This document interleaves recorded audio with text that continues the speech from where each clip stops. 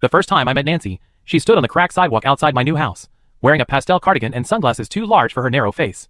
It was early spring, and the morning sun fell through the oak trees in glittering shards, catching the silver streaks in her hair. She smiled like a neighbor bringing over a welcome pie, but the edge in her voice turned my stomach cold. "So glad you're finally moving in," she said, folding her arms across her chest. "I'm Nancy, the HOA president. We like to keep things tidy around here." I remember wiping my palms on my jeans, thinking how quickly the smell of paint and cardboard boxes had turned from exciting to suffocating. I closed on the house 3 days earlier, a tidy brick colonial with a slate roof, 3 bedrooms, and a yard big enough to plant a few fruit trees. It was supposed to be my fresh start. I'd been saving for years, waiting for the perfect place to put down roots. "I didn't realize there was an HOA," I said carefully, glancing around at the other houses, some with weeds poking through the edges of driveways, a couple of mailboxes askew. Nothing looked particularly governed or pristine. Nance's smile widened. "Oh, there's definitely an HOA. We're just very discreet. Here's your welcome packet." She held out a thick folder, neatly labeled with my name. The paper felt too heavy, the way official documents do. Inside were pages of rules, fines, and what looked like scanned signatures. My heart sank as I flipped through it. No cars on the street overnight. No lawn ornaments visible from the curb. Any changes to landscaping must be pre-approved. At the bottom, typed in bold, was a list of potential fines. They ranged from $50 for trash cans visible on non-collection days to several thousand for community disruption. Nance's voice dropped lower. "Some people don't follow the rules. We have to keep property values high. You understand." I closed the folder. "I'd like to read this over." "Oh, of course," she purred, but her eyes flicked quickly to the moving truck parked in my driveway. "Just so you know, your front hedges are technically 3 inches taller than the regulation maximum. We'll need those trimmed down by the end of the week." Then she pivoted on her wedge heels and strode away, leaving me staring after her, my stomach twisting in a knot I couldn't quite name. At first, I thought it was just an overzealous neighbor. I'd heard HOA horror stories before. Friends had warned me about picky committees and petty fines. Still, something about Nance's certainty, the way she spoke as though she wielded real power, made me uneasy. I spent the first night surrounded by boxes, replaying our conversation in my head. A small voice kept whispering, "This isn't normal." By the following week, letters started arriving in my mailbox. They came in heavy cream envelopes, typed on crisp letterhead declaring, "Community Standards Enforcement." Each one listed new infractions. Mailbox not painted regulation black, exterior light bulbs the wrong wattage, lawn weeds visible from street, and at the bottom, in bold red text, "Failure to comply may result in fines, liens, or legal action." I stared at the letters, heart pounding. I'd only been in the house 12 days. I decided to look into this so-called HOA. I pulled the public records for my subdivision. Hours ticked by as I sat at the kitchen table, scrolling through zoning ordinances and property filings, my laptop glowing under the single pendant light overhead. My subdivision, as far as the county recorder's office was concerned, had no HOA. No official filings. No registered articles of incorporation. Nothing. I read the same lines over and over until the words blurred. Nance's HOA didn't legally exist. My chest tightened as I remembered her threats, her talk of fines and liens. A deep, ugly anger began to simmer in my gut. I tried confronting Nancy the next morning. She was in her yard, pruning a rose bush, wearing gardening gloves like a surgeon preparing for an operation. "There's no HOA here," I said, holding out the county records I'd printed off. "This is all fake." Nancy didn't even look at the papers. Her lips thinned into a straight, bloodless line. "Oh, honey," she said, her voice soft as spun sugar. "There's always an HOA, whether it's on paper or not." Then she turned away, clipping her roses with neat little snips, leaving me standing there in the scent of fresh-cut flowers and creeping dread. That was when things escalated. One evening, I returned from work to find a man standing in my driveway, wearing a navy blue polo with "Neighborhood Compliance Officer" stitched across the chest in gold. He was tall, built like a linebacker, with arms like tree trunks. A clipboard dangled from his hand. "Good evening, sir," he said, voice deep and clipped. "I'm here for a property inspection." I stared at him. "On whose authority?" He flipped through his clipboard. "Violation notices have been issued. Immediate inspection required." "No," I said firmly. "You're trespassing. Get off my property." His eyes narrowed. He leaned forward until I could see the bristle of stubble on his jaw. "Are you refusing compliance? Call the sheriff if you have a problem." I shot back. "Because you're not setting foot in my house." For a long moment, he didn't move. Then he gave a short, barking laugh, as if I told a joke he didn't quite get, and stalked away. The next morning, I found my mailbox bashed in. A day after that, someone spray-painted the word, "liar," across my garage door in red letters 3 feet tall. I called the county sheriff's office and filed reports, but the deputy shook his head, frustrated. "If this isn't a real HOA, we're talking fraud, but it's tricky without proof.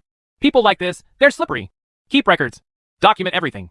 So I did. I started carrying a small audio recorder. Every conversation with Nancy. Every visit from her. Compliance officers.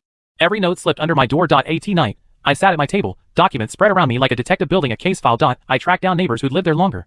Slowly, stories spilled out. One elderly couple admitted Nancy had fined them over $5,000 for sidewalk crime and threatened them with foreclosure if they didn't pay. Another man confessed he'd been forced to sign paperwork agreeing to special assessments, paying thousands into a community fund that seemed to disappear.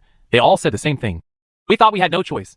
I realized that was Nance's real weapon, not paperwork, not even the hired muscle. It was fear. She'd built a private kingdom on intimidation, forging a reality where she ruled. I was determined to bring it down. One night, I couldn't sleep. I sat in the dark listening to cicadas outside the window, my mind racing. I thought about my neighbors, about the liens Nancy had filed, about the way even the bravest people could be forced into silence. And I thought about the badge tucked away in my top dresser drawer, because I wasn't just a new homeowner. I was also the chief of police, and Nancy had picked the wrong address to mess with. I woke up the next morning and stood in front of the bathroom mirror, studying my own reflection. For a long time, I kept my badge separate from my personal life. I wanted this house to be my refuge, a place to lay down the weight of the uniform, and just exist as a regular person. But as I stared at the angry red streaks still faintly visible on my garage door, I knew those days were over. Nancy had forced my two worlds to collide. I dressed in plain clothes and drove to the sheriff's office, a thick folder riding shotgun on the seat beside me. It contained every letter, every photo, every timestamp video I compiled. The sheriff, Paul, was an old friend who'd been with me on the force back when we were both rookies. He squinted as I laid the folder in front of him. "I thought you retired into that house to get some peace," he said, flipping through the evidence. I gave a humorless laugh.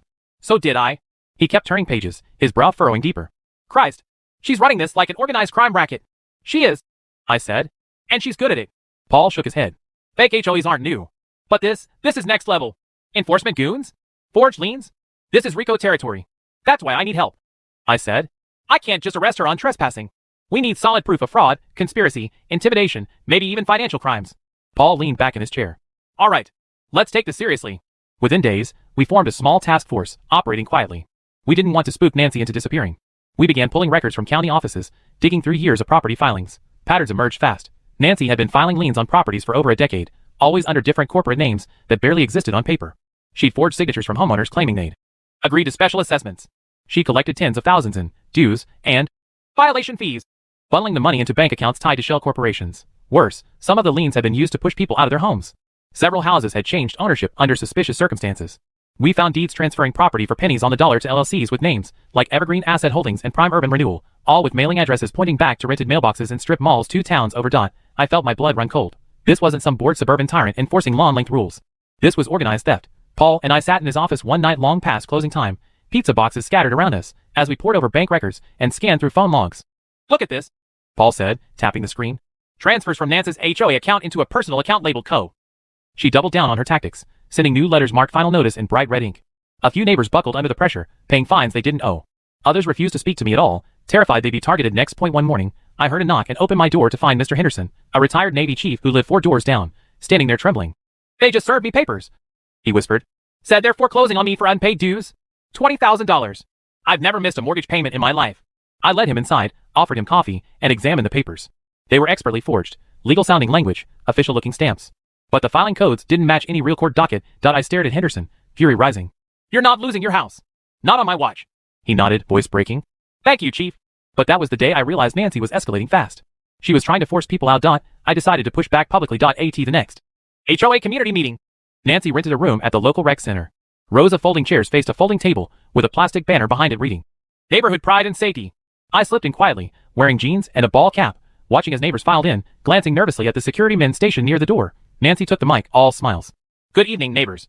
Let's talk about community standards."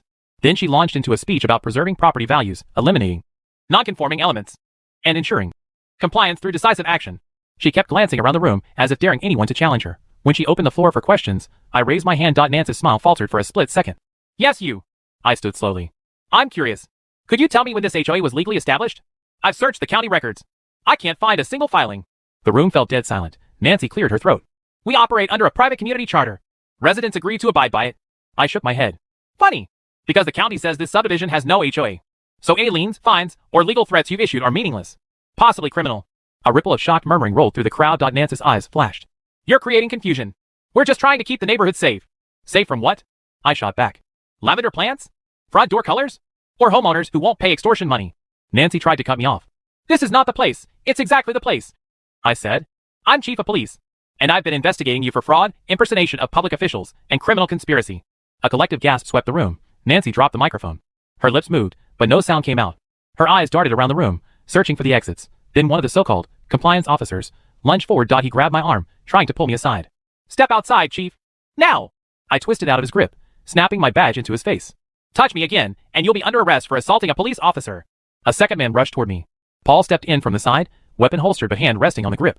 "Sheriff's Department. Everyone stay where you are." The room exploded into chaos. People screamed. Chairs toppled. Nancy bolted toward the exit, but deputies intercepted her at the door. Paul barked. "Nancy Whitmore, you're under arrest for fraud, conspiracy, and filing false documents." Nancy shrieked. "You can't do this. I am the HOA." "No," I said. You're a con artist who's going to prison.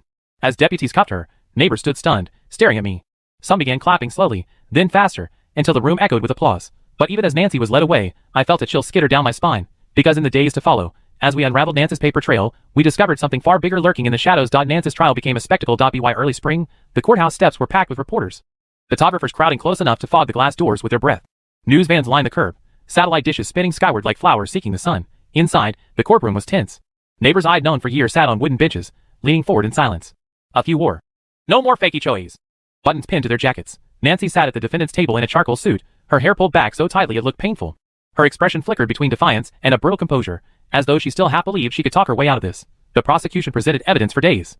They displayed charts tracing Nance's financial transfers, photographs of compliance officers knocking on doors, and stacks of forged documents with her neat signature at the bottom. I testified for nearly 4 hours. The prosecutor guided me through the timeline, asking me to explain how Nance's operation worked, how she forged legal documents, manipulated homeowners, used intimidation tactics. I described the fake warrants, the false liens, the way Nancy kept records on every neighbor, health problems, family members, financial vulnerabilities. At one point, I caught Nancy watching me. Her eyes were like shards of blue glass, sharp and cold. She mouthed something I couldn't hear, but I knew what it was. This isn't over. After my testimony, I stepped off the stand feeling like I'd just run a marathon. Paul clapped me on the shoulder as I passed. Hell of a job, Chief. When Nancy took the stand in her own defense, her voice was sweet, almost trembling. She claimed she'd only tried to protect property values, that her fees were voluntary donations, and that homeowners had misunderstood her intentions. But the jury didn't buy it. After 3 days of deliberation, they found her guilty on all counts: fraud, conspiracy, impersonating public officials, filing false legal documents, and racketeering. The judge's sentence was swift and severe: 20 years in prison, plus millions in restitution. Nancy barely reacted. She sat rigid, staring at the floor, as if refusing to acknowledge the sound of the gavel echoing off the courtroom walls. Outside the courthouse, reporters crowded around me. Chief, do you feel vindicated? One woman shouted. I paused, considering the question. The victory felt hollow. There were too many people who'd suffered, too many lives uprooted. I finally said, I feel relieved. And I feel angry. No one should have to fight this hard just to keep their home. As the cameras flashed, I thought about Mrs. Henderson, who'd nearly lost her house because of Nance's lies. I thought of Mr. Kowalski, who'd screamed at me outside the mailboxes, but had finally shown up at the trial to testify. Because even the people who'd once doubted me had realized the truth. After Nance's sentencing, the real work began. The county set up a special task force to help residents clear false liens from their titles. Lawyers volunteered pro bono to help homeowners reclaim fees and fines they'd paid under Nance's fake HOA. The district attorney's office launched a hotline for reporting suspicious HOAs, but there were still ripple effects. Some neighbors were dealing with shattered credit scores. Others faced legal fees from fighting foreclosure attempts. A few elderly homeowners decided to sell and leave, unable to bear the stress. It broke my heart. One afternoon, I found Mrs. Perkins standing at her front fence, staring at a "for sale" sign planted in the lawn of the house next door. I thought this street would be my forever home, she whispered, tears sliding down her cheeks. I don't even know who my neighbors are anymore. I swallowed hard. We'll get through it. Together. But Mrs. Perkins shook her head. I'm too old for fighting. She sold her house 2 weeks later. I stood on my porch and watched the moving truck pull away. For the first time since Nance's arrest, I felt a wave of exhaustion crash over me. I'd won. But it hadn't been without casualties. Yet there were victories too. Neighbors started organizing legitimate neighborhood meetings, open to everyone, with real transparency. Committees formed to discuss community improvements, gardens, security lighting, block parties. At the first of these meetings, a veteran named Kyle stood up and said, We learned the hard way that silence is dangerous. We're never letting anyone run this place in secret again. The room erupted in applause. Meanwhile, news of Nance's scheme spread nationwide. My phone rang constantly with calls from journalists, homeowners in other states, attorneys, and even federal investigators wanting to know how we cracked the case. One woman from Florida called me in tears. Chief, my HOA is trying to evict me because my driveway has a hairline crack. I thought it was just me. Now I know I'm not alone. I promised to connect her with the right resources. Paul and I were asked to speak at a national conference on HOA reform. We stood on stage under bright lights, staring out at hundreds of people from every state, lawyers, homeowners, legislators. I told them the same thing I told my neighbors. It's not just about property values. It's about freedom. Your home should be where you're safest, not where you're most afraid. When I left the stage, people lined up to shake my hand, tears in their eyes. Yet even with the victory, I felt a lingering unease. Nancy might be locked away, but I knew others like her existed. The shell companies we'd uncovered hinted at deeper corruption. Private equity firms looking to scoop up homes. Politicians turning blind eyes. People who saw neighborhoods as lines on a profit and loss statement instead of communities full of living, breathing families. One evening in early summer, I stood on my porch as the sun slipped low behind the rooftops. David came outside, carrying 2 mugs of coffee.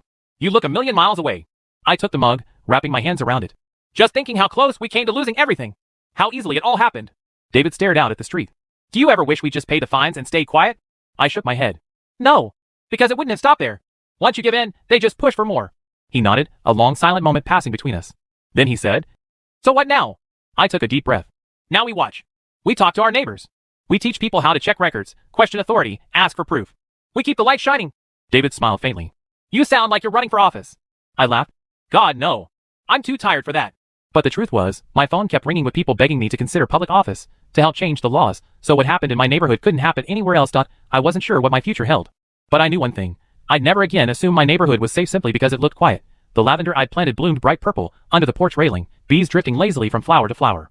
I'd planted it as a symbol, proof that this was my home, and no one could take it from me. As neighbors passed by, they waved, some smiling shyly, some offering cautious nods. The road to healing was long, but we were walking it together. A few weeks later, Mrs. Henderson stopped me on the sidewalk. She pressed a folded piece of paper into my hand. "It's a thank you," she said, her eyes welling up. "You gave us our homes back." When I opened the paper at home, it was a poem she'd written, scrawled in shaky cursive, "In walls and fences, trust can fade, but truth and courage draw the blade." Point one stood alone to face the wrong, and turn the silence into song. I read it twice, then set it carefully on the mantel. Late that night, I lay in bed beside David, staring at the ceiling. He whispered, "You okay?" I turned toward him. "Yeah. Just thinking. About Nancy? About all of it," I said softly. "About how a single lie can infect an entire neighborhood. And how it only takes one person willing to stand up and say, no more." David brushed hair from my forehead. "Well, you were that person." I closed my eyes, exhaustion and pride swirling in equal measure. Outside, the wind rustled through the leaves, carrying the soft scent of lavender through the open window. I knew the peace wouldn't last forever. I knew someone else somewhere would try the same scam, but now, I also knew that people could fight back. That they could win, and that was enough. In the weeks after Nancy's conviction, I found myself busier than I'd ever imagined. People kept calling, emailing, and even knocking on my door. Some were journalists wanting new angles. Others were homeowners desperate for help with suspicious HOAs back in their own states. One afternoon, a woman named Carla flew in from Arizona just to meet me. She stood on my porch clutching a thick file of documents. Her voice shook as she said, "They're threatening to foreclose because I have solar panels. They say they're aesthetic pollution. I can't sleep. I'm terrified I'm going to lose my house." I invited her inside, poured her coffee, and listened to her story. "This is how it starts," I told her gently. "They isolate you, make you feel alone, make you believe the rules are real." Carla wiped tears from her cheeks. "How did you stay so strong?" I hesitated. "Because I knew the law was on my side. And because I couldn't stand to watch good people pushed out of their homes." She squeezed my hand. "Thank you. Just thank you for proving it can be stopped." That night, as I sat at my kitchen table surrounded by folders and emails from strangers, I felt the weight of how widespread this problem truly was. Nancy might have been the face of our neighborhood's nightmare, but she was only one branch on a tree of corruption rooted deep into the ground. Meanwhile, back in my own neighborhood, things were slowly coming back to life. On a bright Saturday morning in June, we held our first real community block party, for the first time in nearly a year. Laughter filled the street. Grills sizzled with burgers and hot dogs. Kids raced between tables, their faces sticky with popsicle juice. Someone set up a stereo, and music floated into the sunshine. Mrs. Perkins returned for the party. Though she'd moved to a condo across town, she brought a tray of deviled eggs and hugged me tightly. "I miss my porch," she confessed. "I miss my trees. But at least I'm not afraid anymore." I hugged her back. "You helped save this place, Mrs. Perkins. Don't ever forget that." Near the center of the party, a new couple I barely knew, Peter and Elaine, pulled me aside. "We just want to say thank you," Peter said, voice choked with emotion. "We almost put our house on the market, but we decided to stay because of you." Elaine nodded. "You gave us hope." I tried to smile. "You all gave me hope." Later that afternoon, Kyle, the Marine vet, got everyone's attention and raised his red plastic cup. "To Chief," he bellowed, "for teaching us how to fight back." A cheer rose through the crowd. People clapped me on the shoulder, some even hugging me. In that moment, I realized I'd become something I'd never set out to be, a leader not just in the legal sense, but in the hearts of these people. After the party, David and I sat on the porch, watching neighbors pack up tables and string lights. He nudged my shoulder. "You know," he said, "you're good at this. People trust you." I shook my head. "I'm not running for office." He chuckled. "I know. But it's not about politics. It's about community." I sipped my sweet tea, staring at the lavender swaying gently in the breeze. "It's about making sure nobody else ever gets blindsided the way we did." A few days later, I got a call from a congresswoman's office. "We're drafting federal legislation," her aide explained. "We want to regulate HOA powers and create a national oversight body. We'd like your input. Would you be willing to testify before Congress?" The idea stunned me. Me, a former small-town cop standing in front of Congress, but I also thought of the stacks of letters on my dining table, the terrified voices on the phone, the families who nearly lost everything because someone like Nancy saw them as easy prey. "Of course I'll testify," I said. So a month later, I found myself in Washington, D.C., standing in front of a congressional subcommittee. The cameras glared bright enough to make my eyes water. Lawmakers leaned forward, pens poised. I told them everything. I described how Nancy built her empire on fear, how she used forged documents and legal jargon to keep people compliant, how a single person, unchecked, nearly destroyed an entire community. Most of all, I told them how the problem was bigger than one neighborhood, and how thousands of Americans were vulnerable.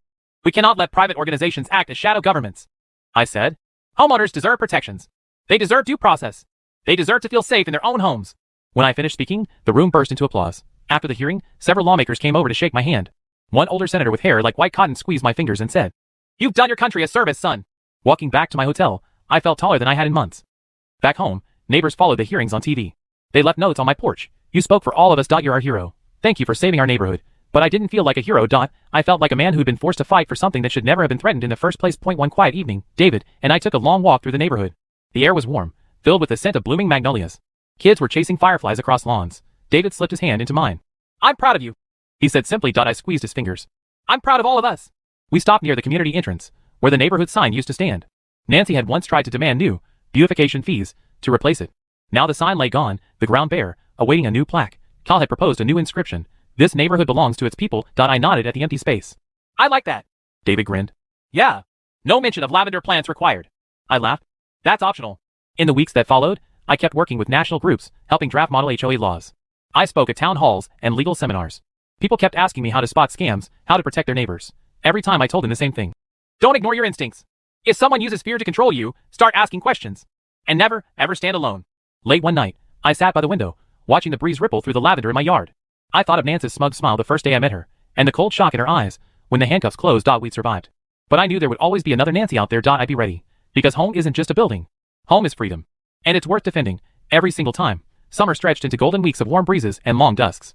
The neighborhood seemed to breathe easier now, as though everyone had finally exhaled a breath they'd been holding for a year. Yet even in the glow of newfound freedom, shadows lingered. One afternoon, I was pruning the lavender along my fence when Cal pulled up on his bike. He leaned his elbows on the handlebars and said, "Hey, Chief, you see this new group online? They're calling themselves Neighborhood Guardians. Says they'll handle compliance for a small fee." I straightened, wiping sweat from my brow. "Show me." He handed me his phone. The website looked slick, patriotic colors, smiling photos of uniformed men, promises of community security and property value protection.